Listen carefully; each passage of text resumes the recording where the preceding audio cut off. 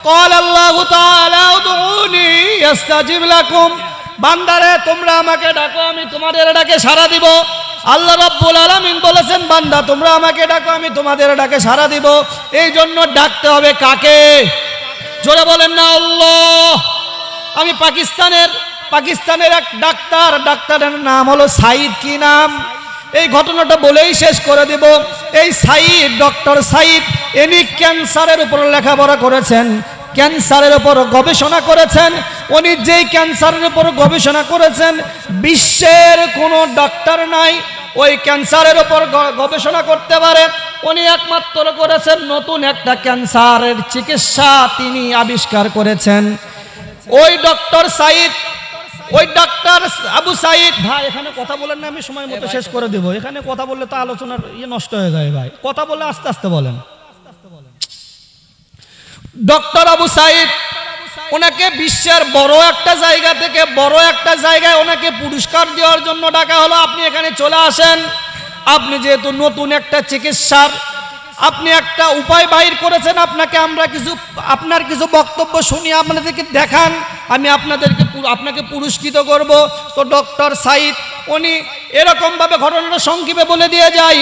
বিমানে চলে এরকমভাবে যাচ্ছে, এমতো অবস্থায় মাঝ পথে বিমানের একটা যান্ত্রিক ত্রুটি দেখা দিল। কি ত্রুটি? একটা সমস্যা দেখা দিল যে বিমান বেশি দূর যাইতে পারবেন না। আশেপাশে যেই এয়ারপোর্ট আছে ওখানে ল্যান্ড করতে হবে। ওই এয়ারপোর্টে ল্যান্ড করতে হবে। ওই বিমান থেকে পাইলটরা বলে দিল আপনাদের জন্য একটা বিপদ সংকেত। মহান রব্বুল আলামিন যদি আমাদের হায়াত রেখে থাকেন আমরা হয়তো বাসায় যাইতে পারবো, আর যদি না হয় এখানে আমাদের মৃত্যুবরণ হতে পারে। আপনারা যারাই রয়েছেন আপনাদের সকলের সিট বেল্টগুলো ভালোভাবে বেঁধে নেন। এরকমভাবে সকলে যখন সিট বেল্ট বেঁধে নিল, তারপরে আবার একটা ঘোষণা আসলো আমাদের জন্য একটা সুসংবাদ। সেইটা হলো পাশেই একটা এয়ারপোর্ট আছে, আমাদের বিমানটা আমরা ওখানে ল্যান্ড করব। এরকমভাবে বিমানটা ল্যান্ড করলো। ল্যান্ড করার পর ডক্টর আবু সাইদ বলতেছেন, আরে আমি এত সারা জীবন লেখাপড়া করে আমি একটা ক্যান্সারের চিকিৎসা নিয়ে আসলাম, কিন্তু আমি পুরস্কার নিতে যাব সেইটা আর হলো না। উনি এরকমভাবে একদম ভেঙে বললেন, মন খারাপ, সব কিছু খারাপ। ঘটনাক্রমে যখন এয়ারপোর্টে নেমেছে ওই বিষয়টা নিয়ে একজন বলতেছে আপনার সমস্যা কি? উনি বলতেছে আমি সারা জীবন অনেক লেখাপড়া করলাম, আমি পুরস্কার নেওয়ার জন্য যাচ্ছি, আমাকে বড় সার্টিফিকেট দেওয়া হবে, বড় পুরস্কার দেওয়া হবে, সেখানে যাচ্ছি, কিন্তু এই সমস্যা হলে আমি যাব কেমনে? প্রোগ্রাম হলো আজকে।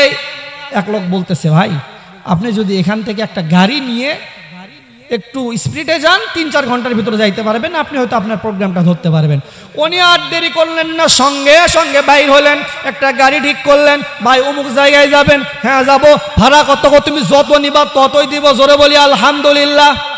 ঘটনাক্রমে গাড়ি যখন চড়া শুরু করে দিল, অল্প একটু যাওয়ার পরে সঙ্গে সঙ্গে উপর দিক থেকে ঘূর্ণিঝড়, জোরে বলেন কি ঝড়, ঝড় বৃষ্টি শুরু হয়ে গেল। ওই ড্রাইভার বলতেছে হুজুর বা ডাক্তার সাহেব সামনে আর যাওয়া যাবে না, সামনে তো অনেক বড় বিপদ।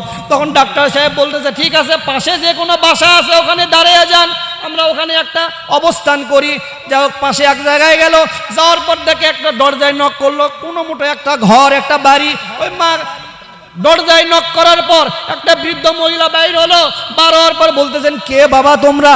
বলতেছে বাবা আমরা পথিক এক জায়গায় যাচ্ছিলাম, কিন্তু মাঝ পথে আমাদের এই একটা ঝড় বৃষ্টি শুরু হয়ে গেল, আমরা কোথাও যাওয়ার জায়গা পাচ্ছি না, তো আপনার বাসায় এই ঝড় বৃষ্টি চলাকালীন সময় আমরা কিছু সময় আশ্রয় নিতে চাই।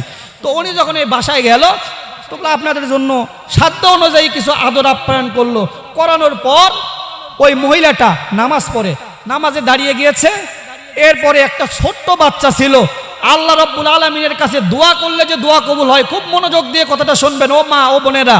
ওই বৃদ্ধা মহিলা নামাজে দাঁড়িয়েছে, তার আগে থেকে ছোট বাচ্চা কান্নাকাটি শুরু করেছে, কিন্তু ওই বৃদ্ধ মহিলা যখন নামাজ শুরু করেছে তখন থেকে ওই ছোট্ট বাচ্চা আরো কান্নাকাটির মাত্রাটা বাড়িয়ে গিয়েছে। তখন ওই ডাক্তার সাহেব উঠে গেল, যাওয়ার পরে ওই ছোট বাচ্চাকে নিচ্ছে, কুলে নেওয়ার পর দেখে পুরো ছোট বাচ্চাটা নীল রঙের হয়ে গিয়েছে।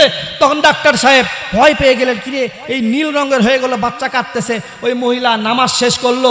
নামাজ শেষ করার পর মহান রব্বুল আলামিনের দরবারে দু হাত তুলে আল্লাহর কাছে কান্নাকাটি শুরু করে দিল।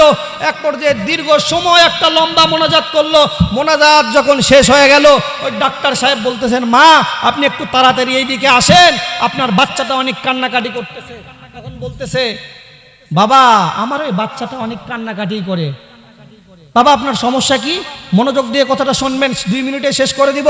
তখন ওই বৃদ্ধা মহিলাটা বলতেছে, বাবা আমার স্বামী তো অনেক আগে মারা গিয়েছে, আমার ছেলের বউ ছিল, তারা কিছুদিন আগে সড়ক দুর্ঘটনায় মারা গিয়েছে, আমার একমাত্র নাতি ওই শুধু বেঁচে আছে, কিন্তু ওর একটা ক্যান্সার হয়েছে, ওই ক্যান্সারের রোগ কেউ সারাইতে পারে না। ওই পাকিস্তানের একটা ডাক্তার আছে, ওই ডাক্তার সারাতে পারবে। তখন ডক্টর আবু সাইদ বলতেছেন, মা কোথাকার ডাক্তার?